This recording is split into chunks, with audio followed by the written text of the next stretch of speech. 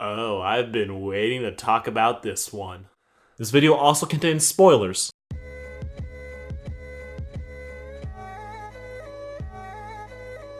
The Dragon Prince Season 2, Sarcastic Summary. Okay, start out. Let's summarize the summary for Season 1. Creative Solutions Viren is trying to start a war because bird-brained Harrow kept downvoting all of his ideas. I mean, come on guys, it was just genocide. What's so bad about that? Back over with our heroes, Basic Callum lost his orb thingy that let him do magic. Dr. Doolittle Ezrin must take care of Pete's dragon Zim. Best girl Rayla got to keep her sword/masturbating hand, thanks to Zim biting off the unbreakable binding because of the magical plot. Petty and evil Viren sent his idiot son and ADD daughter, Claudia, to bring back the princes. Really though, Claudia is only there to abduct the dragon child, and Soren is there to kill the other three. They're great though. If they had a pet, they would just be Team Rocket, reskinned. Start off the season, we have affirmative action Amaya, a deaf badass going for a casual stroll on Mustafar. Take no prisoners Amaya gets attacked by sun elves, so she throws two of them off a cliff. But I'm sure they're fine. Oh my god, she just burnt two people alive on a kids show. For censorship reasons, Amaya needs a dip. Callum summarizes what happened in Season 1, frustrating everyone that was binging both seasons. Is this a ship yet? Callum hypes up Rayla. Night Elf Rayla reminds Callum and the audience that she is the best part of this show, though after this season she'll only be the second best. Not connecting the dots, Callum hasn't realized that his dad was beheaded back in Season 1. Back at Far, Far Away Castle, Make Humans Great Again Viren is freaking out about the elf invasion that all of his advisors agree doesn't exist. Reality isn't gonna slow down his messiah complex though. Less handsome Jack over here decides it's time to get the other four human kingdoms in on this. Police Commissioner Apelli tells him no, but he does it anyway, after stealing a stamp and threatening to shoot the messenger. Back at the prince's base camp, hippie Professor Lujan expands the kids' diet by feeding them worms, magicked up to look like food. Jazz Hands Rayla wants to leave, but everyone else isn't that motivated. Wannabe Mage Callum gets a campus tour via Exposition Dump Lujan. She shows Callum around all day, but waits till the end to tell him it's impossible for him to be a normal mage. Magically impaired Callum learns that he needs an Arcanum to perform magic. An Arcanum is an unshareable cheat code that all elves are just born knowing that unlocks magic. Humans aren't born with this hack, so the only magic they can do is dark magic, which involves killing things that do have magic in them and using them for their own purposes. Never tell me the odds Callum decides he's not switching majors, and decides he'll be the first true human mage. He's after a millennia. All the other humans just weren't trying hard enough. Sleeping Beauty Rayla definitely passes out, and she gets ambushed by Team Rocket. Psych! Rayla just stabbed herself with a thorn to stay awake. She doesn't bleed because this is still a kid show, based on the demographic technically. Team Rocket is about to get their butts kicked, but then why did it take a season to explain this? Callum explains the situation after a season of misunderstandings. Girl next door Claudia flirts with Virgin Callum. Though with Claudia, it's hard to tell if she's flirting or she's just being Claudia. Regardless, they really need to get a room. So they get a room, but it's the wrong couple. So Team Rocket decides they need to butter the princess up. So after making Callum breakfast, waifu Claudia lets him take her on a date. How could this backfire? Soren lies telling Callum that his dad is alive and waiting for him, with probably a puppy or something. Pot meets Kettle Rayla knows they are lying and asks the Masters of Lies herself, Lujan, for some advice about honesty. Real Talk Lujan says that it's okay to lie to people sometimes. You don't need 100% honesty all the time, right? Right? Guys? Rayla calls this terrible advice and hits it and quits at Lujan, laughs it off. While the teens are busy dealing with their soap opera life, Soren tries to help Ezrin fulfill every kid's dream of dying on a swing. Child murderer Soren gets nearly found out by a very suspicious Rayla. Claudia fails her own romance quest when she can't hide the fact that Daddy H is actually dead. beating Rayla to the punch and temporarily derailing Claudia? I don't know what the names are for this pairing. I only care about Raylan. Sad boy Callum can't tell happy boy Ezrin that their dad is dead. And thank God they skipped the whole be mad at each other for lying thing. Because they always get back to you. They always make up, so why waste time on it? So Raylan gets back on track. Team Rocket, having failed the princes to come home, decide, oh, we're just gonna join you guys on your noble quest. Just kidding. They ambush them at the first chance they get. Unfortunately, they forget that illusion can make illusions, so they only end up capturing illusions of the princes. Carrying the team Claudia nearly captures them anyway, but that black guy Amaya sent, Corvus, shows up to save them. Callum sadly leaves Claudia, knowing he will never tap that. Back at Viren's not a sex dungeon, but it's really a sex dungeon. The Big V is struggling to get a magic mirror to work, and just ends up screaming at himself all night, only for the mirror to suddenly start working, just like that. This magic mirror is connected to this sexy elf study.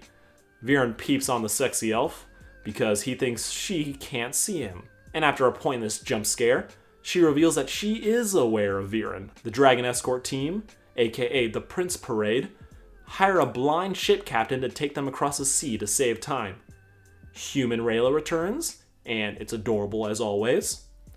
Didn't take the hint Callum continues to try and understand sky magic, and resorts to asking the blind pirate, who somehow does everything, for advice on understanding the wind. How could this go wrong? Viren starts following along with Sexy Elf's DIY spell video, but draws a line at cutting. Not depressed enough for this, Viren realizes this might be a bad idea, so he leaves the sexy elf hanging. Viren finds out that the other kingdoms accepted his friend request, and travels to meet them, leaving +1 Gren to nearly starve while he's gone. Aboard the ship, the Dragon Escort gets caught in a storm. After some Fast and the Furious level sailing, they safely land on an island. Craving that sky high though, Callum decides that he needs to get struck by lightning to understand sky magic. After nearly dying Zuko style, Callum fakes Zim being dead, because why not? Best friend ? Rayla tells him she's glad he was a coward and that he didn't die. Welcome everyone, it's shipping on a ship. Basically, King Viren gives a speech about the alleged elf invasion, featuring some Disney animatronic level night elves. I know they're moon shadow elves, but let's be real. But the bandwagon fans, I mean leaders, say they'll only do it if everyone else does. The only holdout is Lyanna Mormont clone Queen Anya, who is undecided. Viren throws a tantrum because the 10-year-old is smarter than the other 4 grown adults. Different angle, Viren decides to tell her a story about why she owes him one. Flashback 9 years, back when Viren and Harrow were best friends. Harrow's wife was still alive, and Harrow had just been made king. Just a servant, Harrow reveals to his wife that he thinks hereditary monarchy is stupid, as it was just chance that he was born king. You're right, let's create a democracy. Hell no.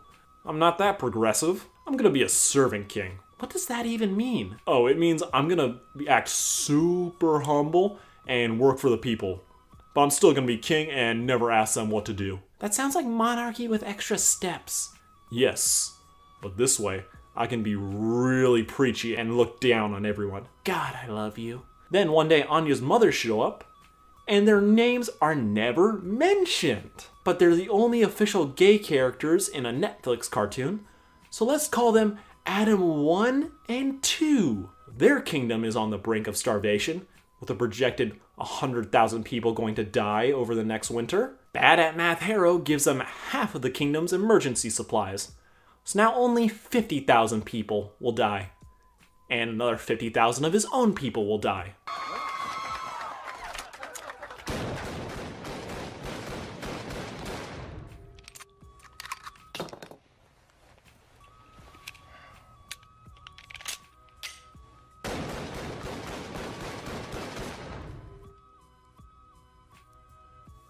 Hooray for the servant king! He's letting the people he serves die, 0 stars. Good at math, Viren tells him that this is sad, but they need to look after their own. Bleeding Heart Harrow says no, and that they'll share in their suffering. A little suffering later. Viren, I messed up. Please fix this. I have a plan. We're going to cause global warming with dark magic. How? Just need to kill a rock monster. And rather than sending a skilled task force to kill the magma titan in Zadia, they decide, let's have a double date suicide mission. What could go wrong? Not happy with any of this, Queen Sarai thinks it's wrong to kill one creature to save 100,000 people, but goes anyway to protect her idiot husband. Convenient for the plot, Viren uses the same tracking spell Claudia used. Turns out climbing the tallest mountain isn't a requirement. They kill the Titan, but no man left behind Harrow refuses to abandon the injured, aka slightly concussed Amaya. My wife would never let me hear the end of it, man. Sorry, I have to do it. Just as they are about to make it across the border, the bouncer shows up. The Dragon King starts wrecking them. To buy everyone else more time, why does Netflix keep doing this? Queen Adams go and die. Netflix, everyone. In over his head, Viren tries to help, but he has to be bailed out by Disney Mom Sarai, who dies. So after killing the only confirmed gay characters in the show, and all the moms, they go back to Exxon Viren, who causes global warming, ending winter, and everyone is happy. Except this is all that dragon's fault Harrow, who will later kill the Dragon King for this. So after she finds out that she kind of owes Viren one, sorry not sorry Anya refuses to help. The other rulers follow suit. Acting like a child, Viren throws a tantrum and storms off. Oh, and during all this, Bullcut over here finally read the letter that his dad wrote for him back in season 1. Harrow loved him like his own son, and you should pick compassion over strength. Viren returns to the castle to get chewed out by Viren contrarian Apelli, who gives him the writing equivalent of a layup for how he accomplished nothing. Alone and in need of a friend, just this once Viren does the sexy elf's ritual, which creates a worm that acts as a Bluetooth so they can talk. And we finally hear this sweet, sweet voice. How long I've waited to hear the sound of another voice. How may I serve you? Oh, that's a man. Well, guess I'm gay now. Handsome elf? Pretty sexy? Yeah, still sexy. The sexy elf's name is Aaravos. New hottest character, Aaravos is obviously evil, so not that lonely. Viren goes to research him. Unfortunately, someone left the not safe for work tag on, so everything related to please be my daddy Aaravos becomes blurry when viewed. The dragon escort team, after spending 1/3 of the season on a boat, finally gets off. Nearly dying didn't help Callum gain magic, so he talks to Sailor Rayla. They exchange memes and notice a dragon has been flying around. Team Rocket brings, not really a rope guy, Corvus, to a nearby town to jail him. Sadly, Leroy Soren attacks the dragon that was just flying around the area, triggering the dragon, so it gets ready to Dracaris the town. I effed up Soren, frees Chainman Corvus to help, and I've got something for this. Claudia pulls a magical griffin eye out of her purse that will enchant the crossbow to never miss. Dragon escort team ditches their dragon to check on the other dragon, but run away when Team Rocket shows up. Leroy Rayla goes back though to help the dragon, but her swords can't cut chains. Though Callum Skywalker uses dark magic to turn the chains into snakes, disappointing chain fans everywhere. Free Dragon cripples star quarterback Soren and flies away, dying from using dark magic. Also, can't read the room Corvus tells Ezran that his dad is dead. So just a kid King Ezran goes for a walk. This can't be happening. Claudia finds out Soren will never get better, and that terrible parent Viren told him to kill the princes. Vegetable Soren accepts this though, and has decided he's gonna become a poet. And after hearing one poem, Claudia kills a deer to heal Soren, because never listening to his poetry again is worth a deer. Oh, FYI, she tricks literal animal whisperer Ezran into telling her where to find the deer, making him an accessory to animal murder. Dying again Callum starts having that one dream sequence that's mandatory in every cartoon these days. He talks to his evil self who tempts him to the dark side. A dream version of his dad shows up. Callum becomes a sail, gets a vision of his mom, and on the outside, love interest ? Rayla makes what sounds like a love confession, which sets the stage for Raylan being the second most talked about thing this season, but can't have a confession in just the second season, so Callum conveniently wakes up, and bam. Second time was the charm, because after nearly dying again, Callum can now do magic, and everyone else in history were just quitters. Only adult in the group, Ezran, gets back and decides he needs to go back to the castle and be king. Overqualified Corvus escorts Ezran back, while teen hormones Rayla and Callum continue together to bring Zim back to his mother. Back in the not-sex dungeon, YOLO Viren makes a deal with the obvious but very sexy devil Aaravos. They loot the weapons from the dead elves and make shadow clones of them, sending each one to attack the other kingdoms, convincing the other rulers to come crawling back to Viren and begging him to lead. Or that's what he hopes will happen. Jury's still out.